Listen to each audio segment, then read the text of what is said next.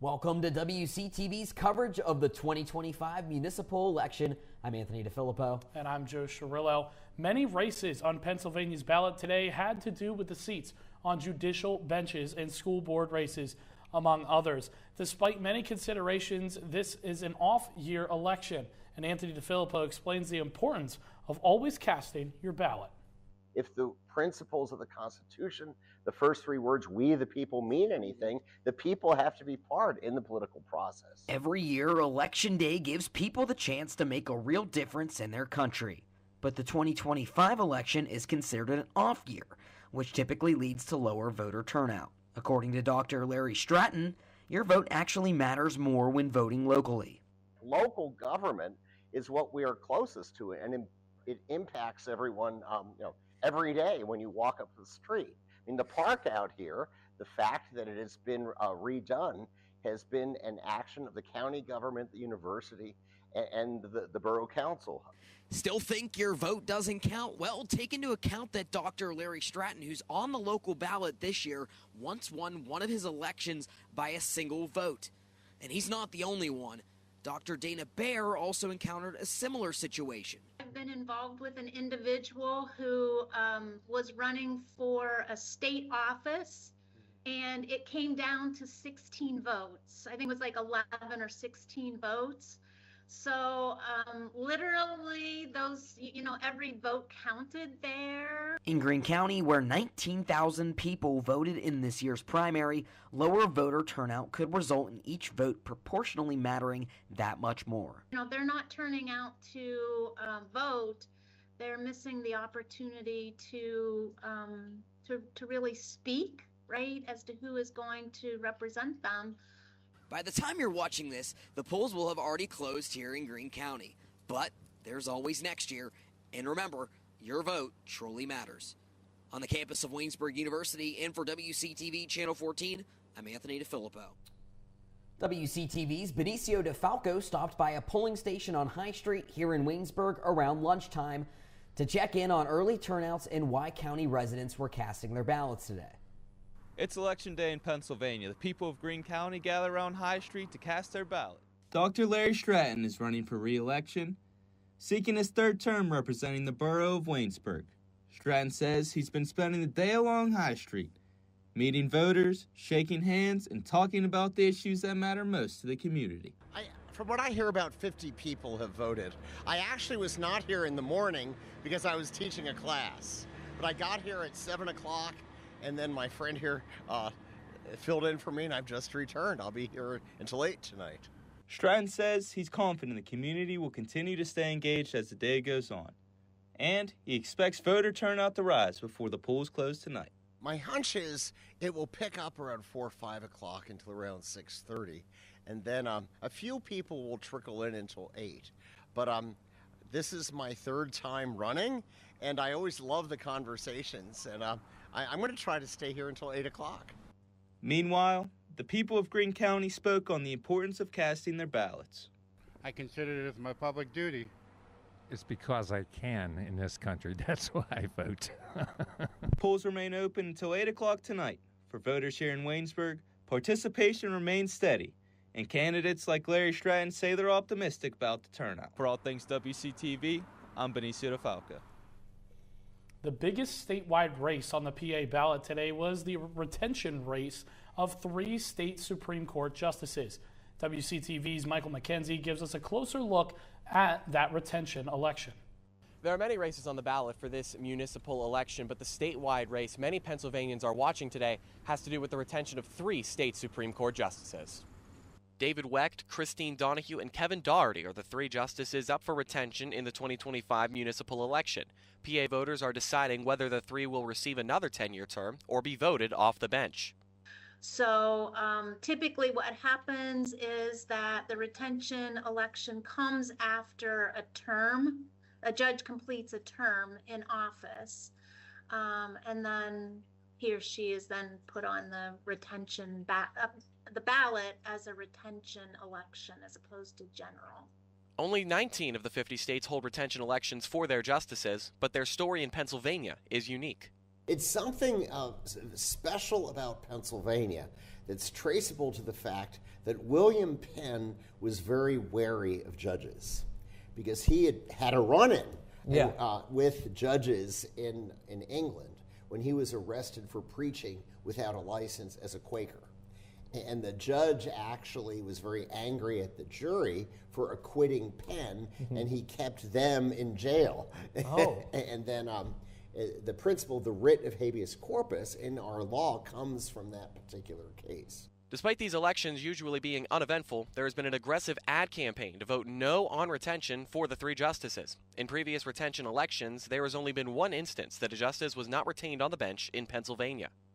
In that situation, there was a circumstance where the legislature had voted for a raise and a pay increase. And it was kind of done a little bit covertly. It was late. There was a real pushback from the electorate just in general. And that justice got caught up in that. So there, similar to what's going on now, there was a real push prior to the election to vote no for retention. As Dr. Stratton lays out, if the justices are not retained, they will be temporarily replaced before an official election to fill the seat on the bench in 2027. The way it works is that at this point there are 3 justices on the Pennsylvania Supreme Court who are up for retention. Now, should they be defeated, then the governor would potentially make appointments for those open seats, which would then have to be confirmed by the Pennsylvania Senate. But then in 2027, at the end of that term, there would be another election. Now, as Dr. Baer and Dr. Stratton both pointed out, if any of these justices are not retained and their interim appointments are not approved in Pennsylvania State Senate, then that seat will remain vacant on the Pennsylvania State Supreme Court until the 2027 municipal election to find a full replacement for a full 10-year term. Polls closed at 8 p.m. in Pennsylvania today, and we'll get the election results for you throughout tonight's broadcast. Reporting for WCTV, I'm Michael McKenzie. Looking at the Greene County ballot that many residents filled out today, among the main races is the retention election of the aforementioned state Supreme Court justices. The race for the judge of the Commonwealth Court between Stella Sy and Matt Wolford, judge of the Superior Court between Brandon Newman, Maria Batista, and Daniel Wasmer, and school board votes for the 5 school districts in Greene County. That's Carmichaels, Waynesburg Central, West Greene, Mapletown, and Jefferson Morgan. Polls just closed at the 8 o'clock hour, so we'll bring you more of those results throughout the night. When we come back on WCTV's 2025 election coverage, we take a look at the government shutdown, which is in danger of reaching the longest shutdown in U.S. history, and its effects on the SNAP benefits for millions of Americans.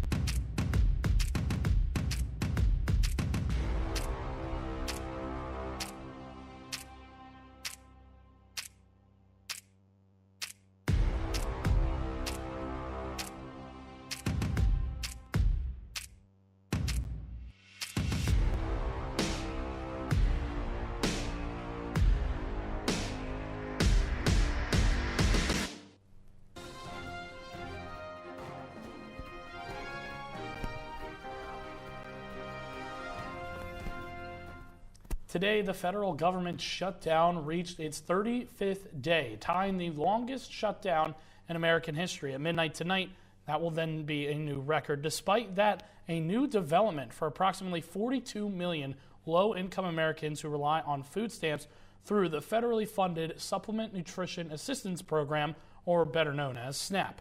Shirley Hubbard has more details on that relief. Facing a Monday deadline from a federal judge in Rhode Island, the Trump administration said it will fund only half of November's SNAP benefits. but food stamp recipients will not see payments immediately. I have to decide whether to put gas in my car or buy something to eat. It's scary. I'm a mom.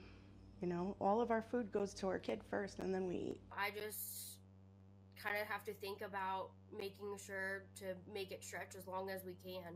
The U.S. Department of Agriculture had said it would not use its $5.3 billion contingency fund to cover SNAP benefits. But 2 federal judges ordered the USDA to use emergency funds to partially cover November benefits for recipients. Treasury Secretary Scott Bessent said Sunday full benefits can be restored if Democrats drop demands for an extension of federal health care subsidies and vote to pass the GOP funding bill to end the government shutdown. Democrats are in the middle of a civil war, and they should just open the government. As the U.S. government shutdown approaches record length, some Democrats argue President Trump and Republicans are intentionally withholding food benefits for political reasons. All Republicans care about is the opinion of one man, the puppet master of the Republican Party, Donald J. Trump. They don't care about anything else. How else can you explain the fact that they are weaponizing hunger? I'm Sherelle Hubbard reporting. While we are watching races in Pennsylvania, many across the nation are watching critical races in other states, such as the mayoral race in New York City and the race for Virginia governor. Karen Kafa gives us a look at the races people are watching all over the nation. Governor's races in Virginia and New Jersey, the mayor's race in New York City, and a California vote that will tee up next year's high-stakes congressional elections headline Election Day 2025. With a large population of federal workers impacted by the Trump administration's downsizing of the government workforce and the current shutdown, Democratic Virginia candidate for governor and former Congresswoman Abigail Spanberger has tied Republican Lieutenant Governor Winsome Earl Sears to President Donald Trump and his policies to try to boost her campaign.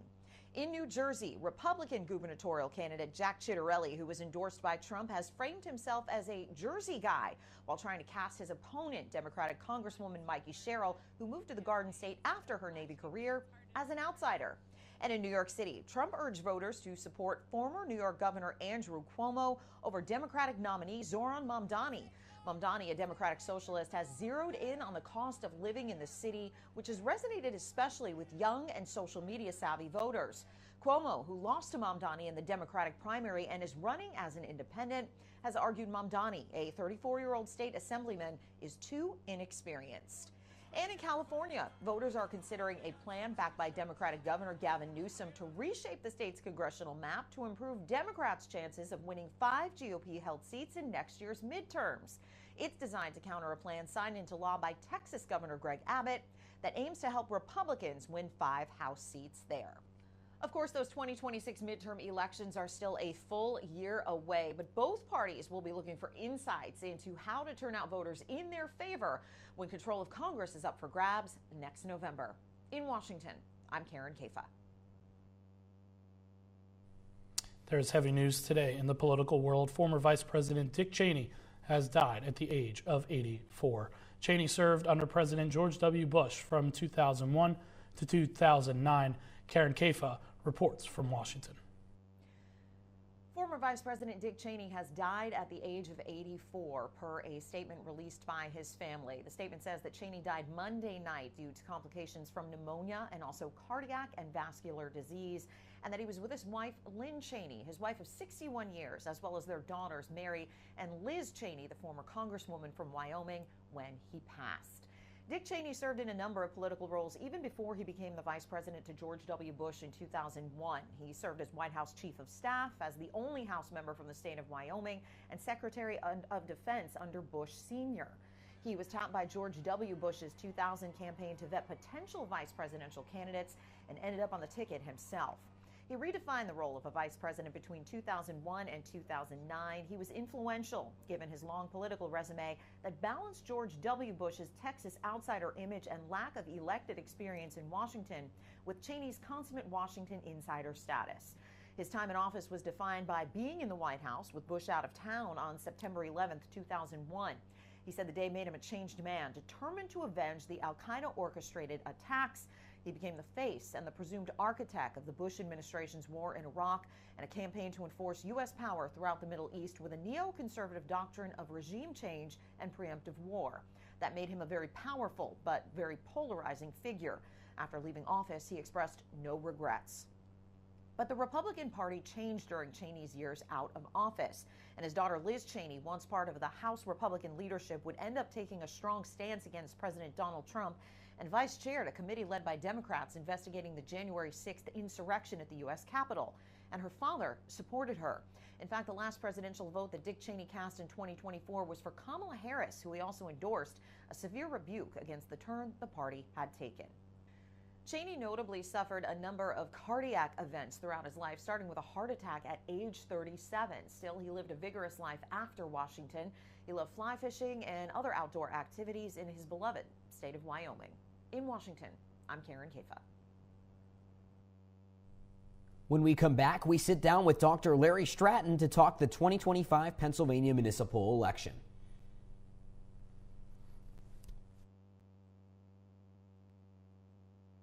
Oh, I didn't see you there. I'm Mia Hinkins, and welcome to Buell Hall, home of Waynesburg University's Department of Communication.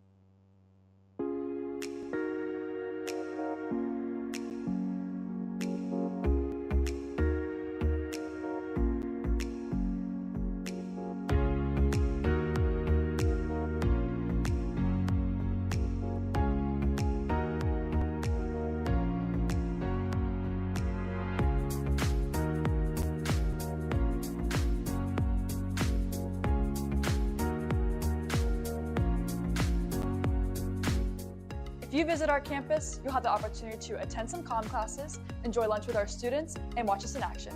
We hope to see you here soon at Waynesburg University. To schedule your personal visit, go to waynesburg.edu/admissions/schedule-visit. Come grow with us at Waynesburg University. WCTV Seth Adams sat down with Waynesburg University political science professor Dr. Larry Stratton to talk the importance of voting in an election the year after the presidential race and talks more about the Supreme Court Justice retention race in Pennsylvania. Welcome in. My name is Seth Adams, and today we're going to be talking with Dr. Larry Stratton about the 2025 election. Now, thank you so much for joining us today. Let's get right into it with some of the questions that we have prepared for us today. So even in a municipal election, which is considered an off election, what is the importance of still getting out there to vote? Well, the first three words of the Constitution are "we the people." So as citizens, we have a duty to express our wishes. Yeah. And off-year elections are actually an opportunity for citizens to statistically have more of an influence. Yeah. Because there'll be fewer people voting, so each vote counts that much more. Yeah. So with some of the political science majors, do you guys help other students who live outside of Pennsylvania with voting in their state? Well, we talk about it. I mean, we had a conversation today about who is going to go home to vote, whether they've registered to vote here, and the general importance of it. And when it comes to that in general, like how difficult is it for students to do that, or is it pretty easy for them to kind of? Because for me, I live in PA, so this isn't. I live a county up. So for like someone who lives in like California, I know a couple of them. How is it very difficult for them, or is it is harder. I mean, you really should think about it, late September if you want to vote in your jurisdiction to get an absentee ballot or actually figure out a way to go back to your home state. Okay, gotcha. For those who may not have known there was an election or decided, for those who may not have known there was an election or decided to just not vote, how do you campaign to them that voting in every election is critical? Well, one thing is that your voting records are retained. So someday if you want to run for office, people will be able to say to you, but you didn't vote in these years, and then you're forced to explain it.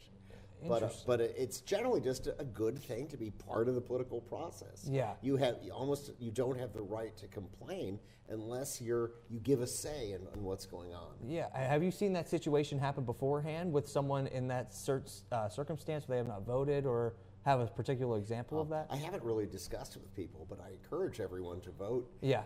We did it this afternoon, and every single vote counts, although statistically people tell you that it doesn't. I'm actually a member of the Borough Council here in Waynesburg, and 4 years ago I won by one vote. Yeah, I mean, that one vote matters. It's huge. Oh, that's right. I know. So in Pennsylvania, the major race is the retention of the 3 Supreme Court justices. Explain how that election works for some of those who may not fully understand. Okay, it's something special about Pennsylvania that's traceable to the fact that William Penn was very wary of judges because he had a run-in with judges in England when he was arrested for preaching without a license as a Quaker. And the judge actually was very angry at the jury for acquitting Penn, and he kept them in jail. Oh. And then the principle, the writ of habeas corpus in our law comes from that particular case. Interesting. So you fast forward, he comes to America, begins Pennsylvania, and judges here, in contrast to other states, are elected by the people. And then after 10 years, they're up for a retention election to see whether people like them or not. Of course, in the federal level, judges are appointed by the president, confirmed by the Senate, and they have a life term, and their salaries are irreducible. In Pennsylvania, in contrast, of course, they're elected by the people, and then there's this retention election. Yeah. The way it works is that at this point, there are 3 justices on the Pennsylvania Supreme Court who are up for retention. Now, should they be defeated, then the governor would potentially make appointments for those open seats, which would then have to be confirmed by the Pennsylvania Senate. But then in 2027, at the end of that term, there would be another election for 10 years. Understood. So it happened in 2005 in a general anti-incumbency wave relating to some pay raises in the Pennsylvania legislature for state officials, and one justice was a victim of that and was booted from the bench. Yeah, and that's what I was about to mention was that 2005. We talked a little bit before, before we came on about the 2005 debate that we had, and it filled its shoes right there. So if a justice is voted off, what is the process of electing a new justice to take that spot? And how much longer will the justice hold their seat after being voted out? I don't know exactly when they would lose their seat, but it would be very soon. Yeah. But it would probably be about the end of the year. And then potentially there would only be 4 justices on the Pennsylvania Supreme Court. But what happens is, as I mentioned, that the governor would make appointments to the court, but they would have to be confirmed by the Pennsylvania Senate. And we'll see how long that would take. Yeah. But then in 2027, there would actually be a new election to see whether those justices who potentially had been appointed would be elected to the court for a full term. Gotcha. And is there anything else important that we haven't really touched on yet, or things that you want to say? Well, I mean, it's significant. This is the year after a presidential election is a barometer of what people think of the President Trump. So there's a big race in Virginia and another big race in New Jersey for the governorship. And in 4 years ago, it was the election of Governor Youngkin, a Republican, that sort of put one of the first sort of the anti-Biden wave, sort of the reaction to the Biden election. And we'll see what happens in Virginia and New Jersey as well. What's intriguing is a number of the editorial boards, including the Wall Street Journal, suggests that the vote about the justices in Pennsylvania may prove to be more politically significant than the gubernatorial elections in Virginia and New Jersey. So there'll be a lot to look at Wednesday morning. Cool. Well, thank you so much, Dr. Larry You're Stratton, welcome for joining us on the desk today. Well, thank you so much for joining our 2025 election coverage. We're going to have more content coming up. Don't go anywhere. We thank Dr. Larry Stratton for joining us here on WCTV for our election coverage. When we return here on the election coverage, Seth Adams has our first look at this week's weather.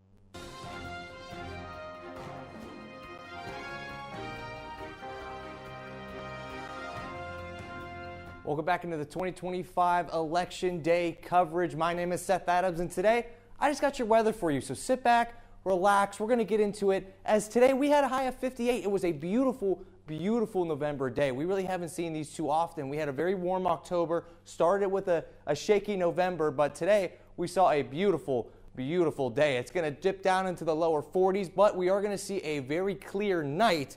But as we advance to the next couple of days, tomorrow we're going to see another beautiful day as we reach a high of 63. This will probably be the last good day we're going to see of November. We got sunny skies, partly cloudy skies, but still that sun is going to poke through, make it warmer than it really feels. But Thursday, we're going to hit a high of only 51, low of 36. It's going to get chilly. And then finally on Friday, we'll see some rain showers in the evening, a 75% chance there, but another warmer day of 62 and low of 35. We'll see how it goes. This weather has been kind of shaky these last couple days, but if you stay tuned for a 4 weeks forecast later in the newscast, we're going to see some colder temperatures finally hit. But when we come back, Waynesburg University Sports Update with Michael McKenzie is coming up.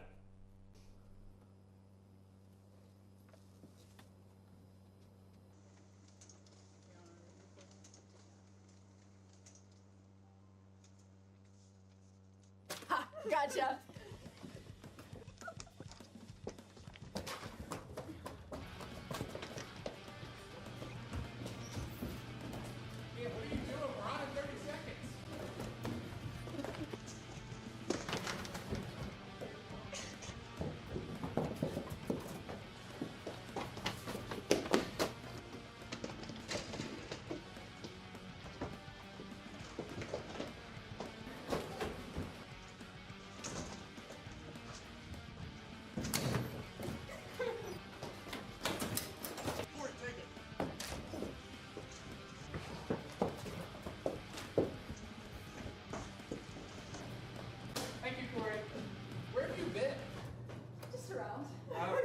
Fading up to Tyler and Mia in 5, 4, 3, 2, 1. Hi, I'm Mia Hinkins. And I'm Tyler Heron, and welcome to Jacket Sports Weekly.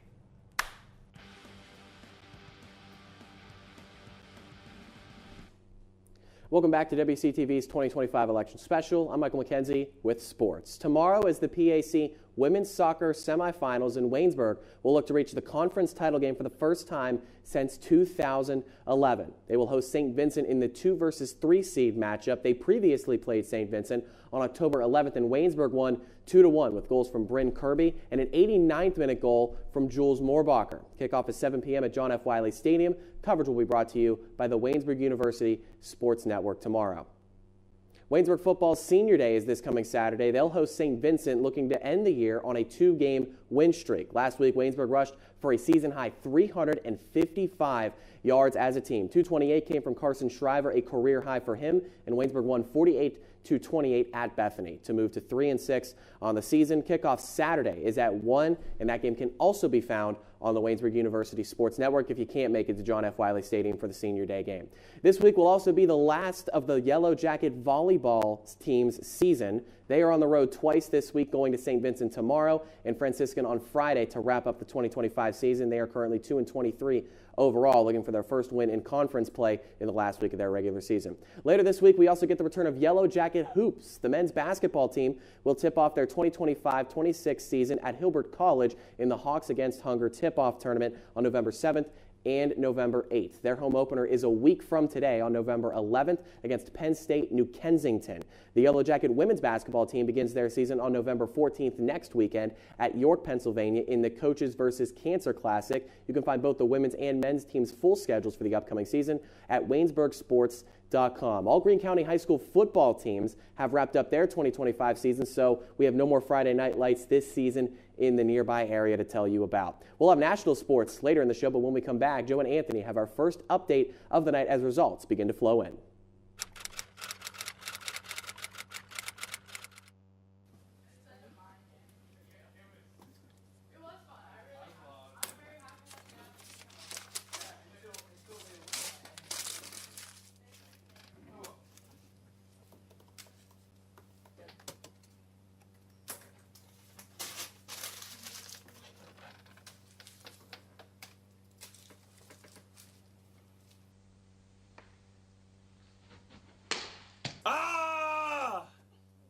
working here.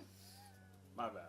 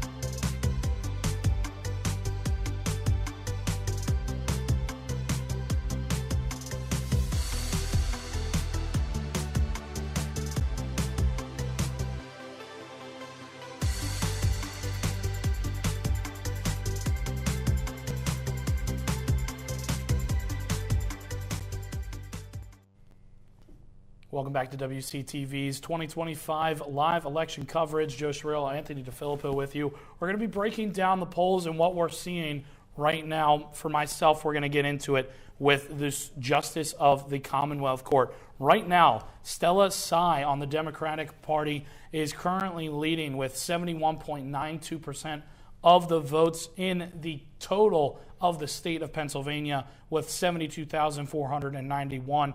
As you can see there on your screen, you can see that with Stella Sy leading Matt Woolford, the Republican candidate, with 28.08% votes, those total amount being 28,298. Along with that Commonwealth Court in the vote for their current restricted seat that they have available after the retirement of one of their former judges. They are also in the retention for Michael Wojcik, and that right now is a retention one, so it's a yes or no vote. That one is currently leading with a yes vote, with 71,049 people voting with yes, 23,970 voting with no, the 75 to 25% split in that one. We then look to the Superior Court. With the Superior Court, and Brandon Newman is the Democratic Republican for that one. As you can see on your screen, he leads with 71.37% of the votes, that being a total of 71,771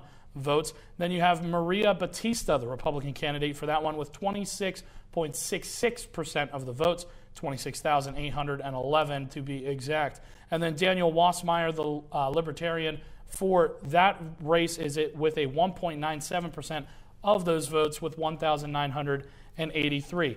Along with the judge of the Superior Court, that one is to just fill one of their empty seats as well after a retirement as well in the Superior Court. They also have a retention with Alice Beck Dubois, which is currently also leading in the yes category with 71,427%, or excuse me, 71,427 total votes for yes, 23,855 total votes for no. That is also a 75% to 25% split. We would give you updates on the school board here in Greene County, but the Greene County polls have not been given any updates as of right now. The time is currently 8:34 for those. If you would like to look for yourself, if you go to the greenecountypa.gov elections, you can find those results on there, whether during this election coverage or after. We're going to give it over here to Anthony DeFilippo to cover a little bit more of what we're seeing not only around the state, but also in the surrounding states as well. Yeah, Joe, thank you. The most contentious race so far, or rather the most contentious question, is the retention of 3 of the Supreme Court justices. Right now, it's a resounding yes as results flow in. Christine Donahue, Kevin M. Dougherty, and David Wecht looking like a resounding yes, like we said. Christine Donahue actually up to 82%. Yes, Dougherty up to 81%, and Wecht at 81%. So that's a little bit more than the update we were just given. That the website just updated itself. As far as outside of the state goes, we have a couple of governorship races so far. The New Jersey governor election results: Mickey Sherrill, the Democrat, is leading with 60.5% of the vote right now. Jack Ciattarelli, the Republican nominee, 39% of the vote. As far as the Virginia governor race, Abigail Spanberger will flip that state, Glenn Youngkin, he was the incumbent. He's out due to their state term limits, so she will defeat the Republican nominee, Winsome Earl Sears, as far as it goes, Joe, for the governorship of Virginia. With that governorship for Virginia, she now becomes the first female governor of the state of Virginia. So with that one, we see Spanberger, and a lot of people were looking as to where this was going to go in the eyes of the Democratic or Republican parties, and that is where that one is going to file out. We'll be back here with some more as we check back in with Seth Adams with your weekly weather.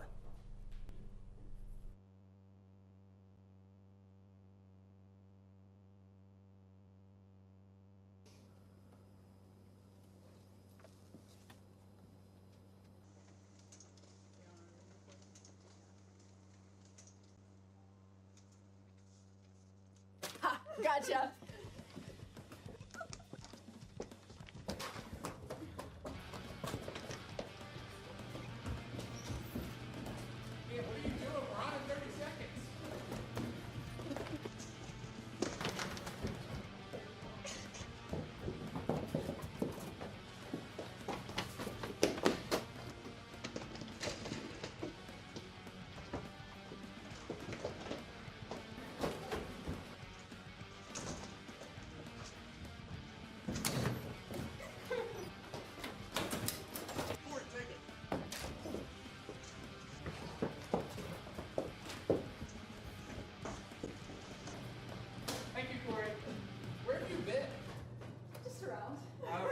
Fading up to Tyler and Mia in 5, 4, 3, 2, 1. Hi, I'm Mia Hinkins. And I'm Tyler Heron, and welcome to Jacket Sports Weekly.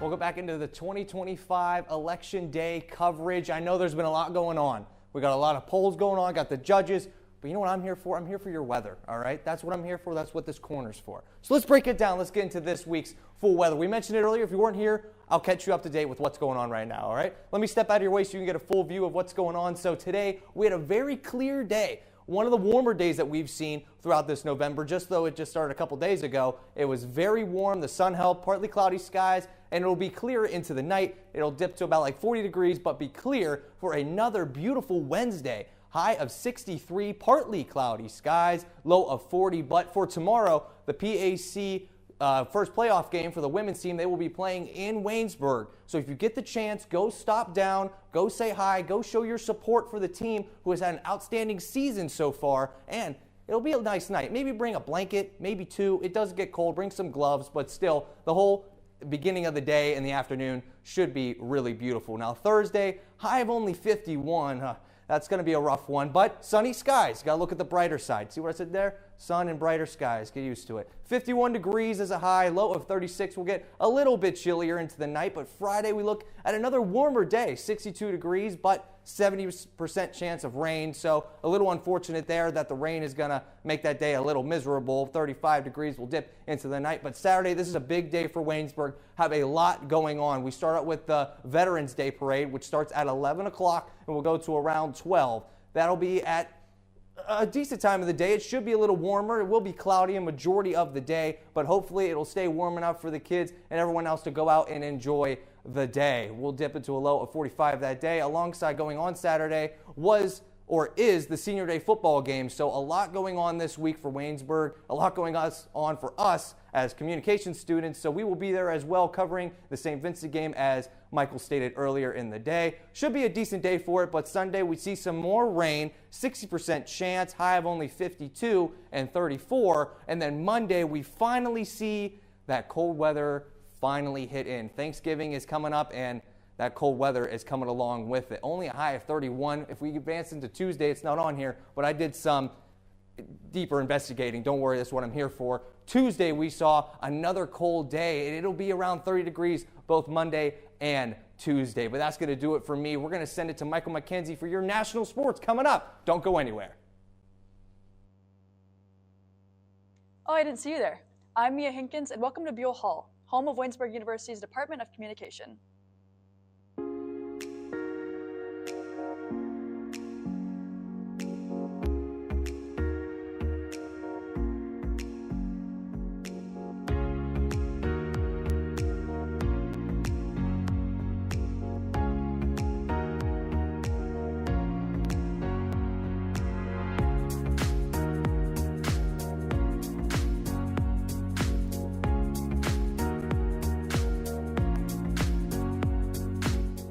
If you visit our campus, you'll have the opportunity to attend some comm classes, enjoy lunch with our students, and watch us in action.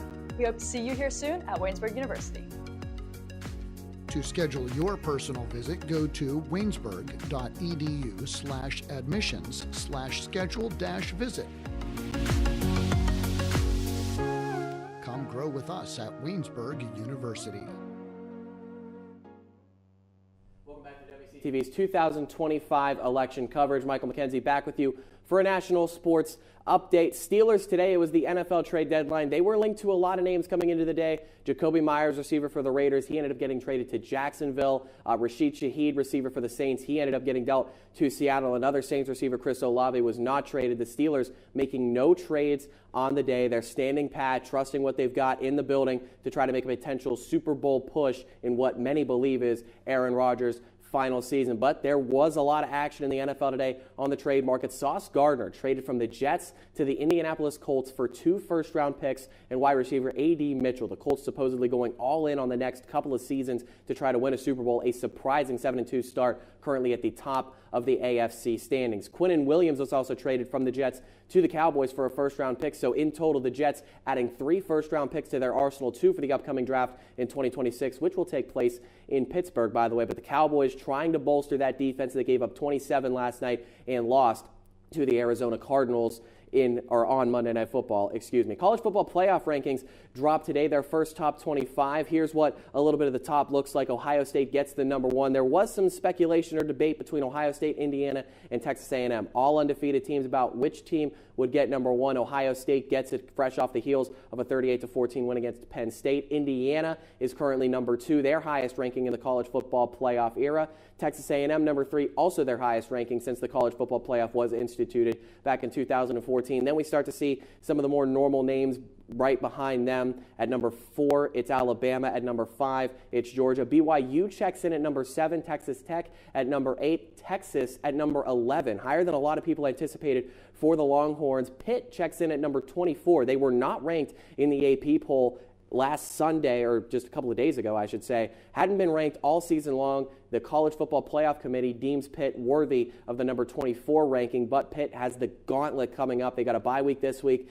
Then they go play Notre Dame at Georgia Tech, home against Miami. So a College Football Playoff bid not out of the cards for the 6-2 Pitt Panthers. They've got everything ahead of them moving forward for the rest of the season. Penguins are back in action as we shift over to hockey. They're at home on Thursday against the Capitals. 7:30 puck drop on Hulu and ESPN Plus for those looking to watch on national TV. Steelers are on the road against Los Angeles. They got the Chargers on Sunday Night Football. 8:20 kickoff on NBC for Sunday Night Football. When we come back, we check in with Joe and Anthony for a final update from the polls on the WCTV 2025 election coverage.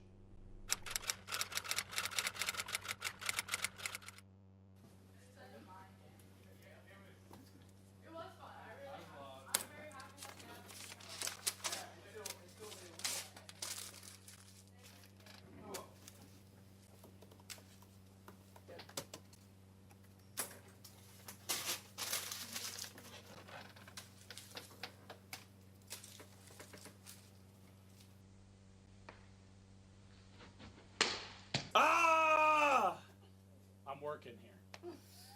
My bad.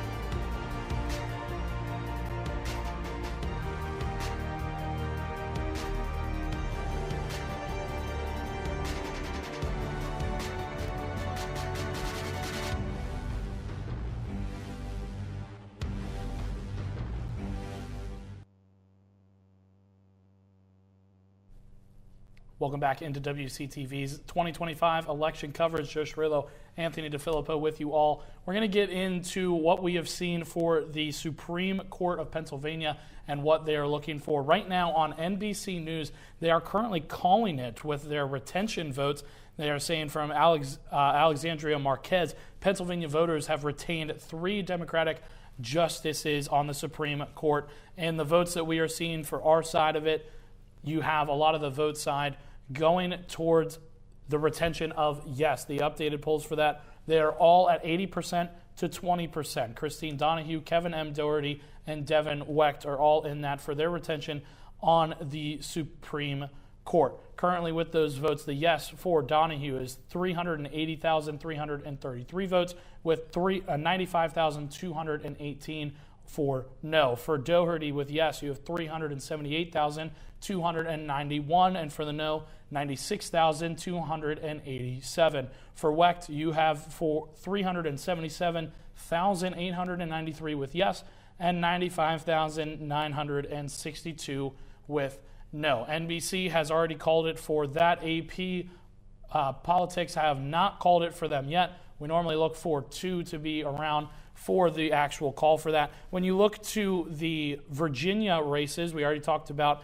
how Virginia Governor Abigail Spanberger will be the first women governor for Virginia. When you look over to the New Jersey side, they have no called winner yet. It is too early to call, but Mickey Sherrill is currently leading that with a 58.9%, according to NBC News.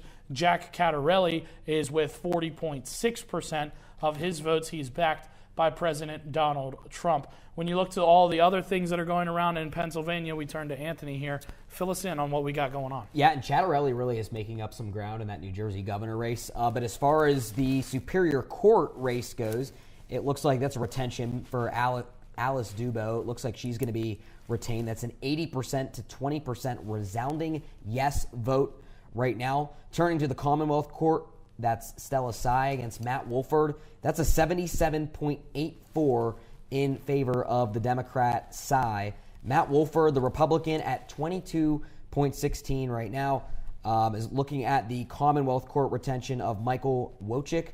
That's a yes right now, 80% to 20, just like Joe said, for the justices of the Supreme Court.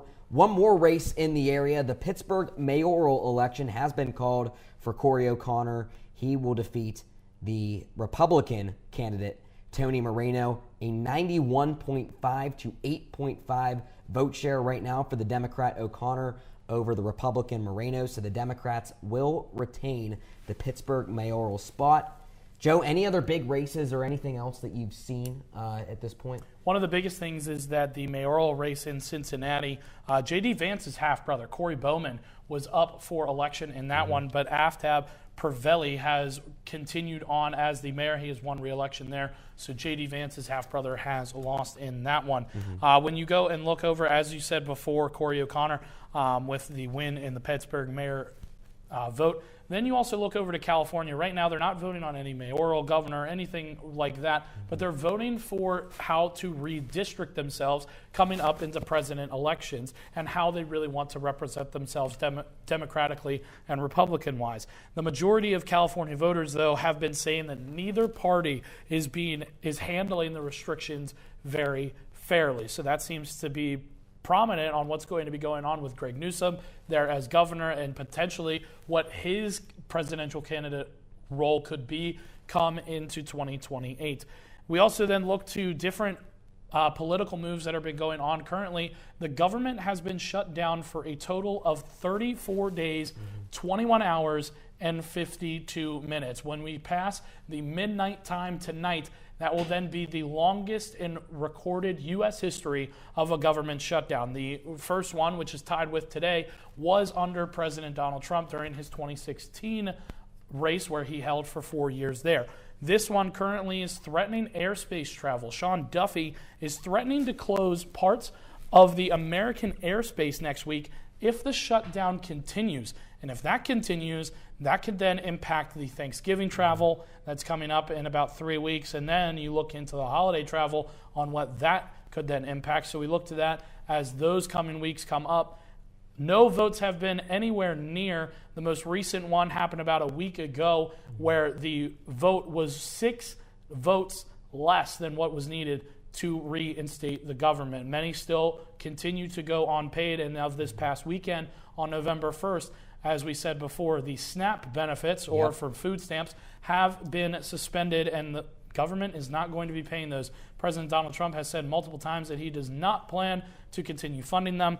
In this case, we saw earlier of one that was from President Donald Trump where he basically outed him and canceled him on air. Jimmy Kimmel, his show that went back and away for a very long time, about a month ago. He was down for a few days and he was able to come back. He has now been opened and hosted a food bank amid of all of these SNAP regulations that have been suspended. So that's one of the things that you look, is this a political move? Is it just Jimmy Kimmel trying to be nice about it? There's a lot of speculation that goes into those kinds of things. The government shutdown is continuing here, as we said, 34 days, a historical one at that. If tomorrow, which it looks likely, that we will be seeing history with the longest recorded shutdown. When we look at all of the other races that are going on in Pennsylvania, a majority of them have already been called in the superior election side of it, on the Supreme Court, the Superior Court, and the Commonwealth Court. Nothing on any of the school board elections. If you'd like to see that, again, you can go to greencounty.gov/elections, find out more information on those in the coming days as well. We thank you all very much for joining us here on WCTV's 2025 election coverage. For all of us behind the scenes and in front of the camera, we thank you very much for watching. Stay tuned on our WCTV social media platforms and our YouTube page for more Waynesburg content.